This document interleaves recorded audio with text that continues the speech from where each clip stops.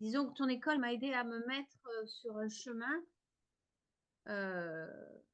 Avant, si tu veux, j'étais dans le brouillard, je savais pas où aller. Je savais, il fallait y aller, mais je savais pas comment. Et en fait, ton école m'a indiqué le chemin, en fait, j'ai trouvé. Et comme je t'ai dit dans le bilan, là, il y a vraiment des choses qui m'ont marqué, notamment la séance, je sais plus laquelle, où tu m'as dit, tu es en guerre contre toi-même. Mhm. Ça m'a réveillée, quoi. Je me dis, putain, oui, c'est vrai. Qu'est-ce que je fais, quoi? Mais qu'est-ce que je fais?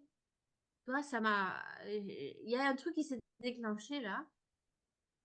Et puis quand Christine m'avait dit que j'avais besoin de cultiver mon yin, parce que j'étais trop young, ça aussi, tu vois, je me suis dit, ah bah ouais, bah oui.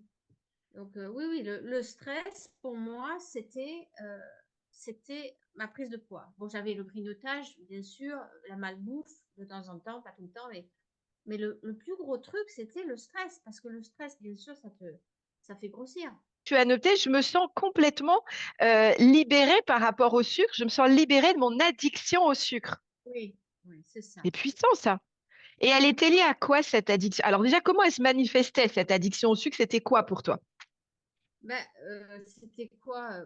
Ben, comment elle se manifestait? Ben, dès que j'avais une contrariété, bing, un gâteau, un biscuit, un paquet de gâteaux. Voilà, je goûtais avec les gamines du grand et n'importe quoi. OK. Un truc. Mais est-ce que ça veut dire qu'aujourd'hui, tu n'as plus aucune contrariété dans ta vie ou tu réagis autrement aux contrariétés? Non, c'est sûr que j'en ai des contrariétés, mais je gère autrement mon stress. Tu as perdu 6 kilos. Ouais. Ça s'est fait sur la fin, une fois que tu avais 7 maintenant.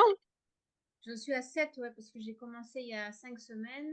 Alors, Est-ce que ça veut dire que tu connais ta faim et ta satiété ou c'est un autre élément un autre guide intérieur qui t'oriente dans tes repas? Comment tu choisis ce que tu manges et la quantité que tu manges? Alors, en général, tu vois, le midi, c'est moi qui fais le repas pour mon mari et moi. Et il me dit toujours, qu'est-ce que tu fais?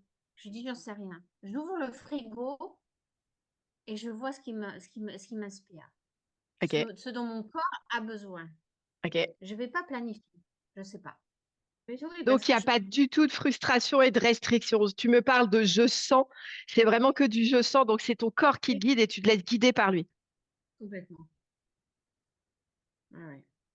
Ah ouais, c'est génial, hein, parce que je suis transformée, hein, je peux te le dire, hein, parce que avant, c'était la nourriture qui me guidait, là, c'est tout le contraire. Aujourd'hui, tu dirais oui de rester dans ce programme et t'es contente d'être restée. Ah oui, oui, tout à fait, oui.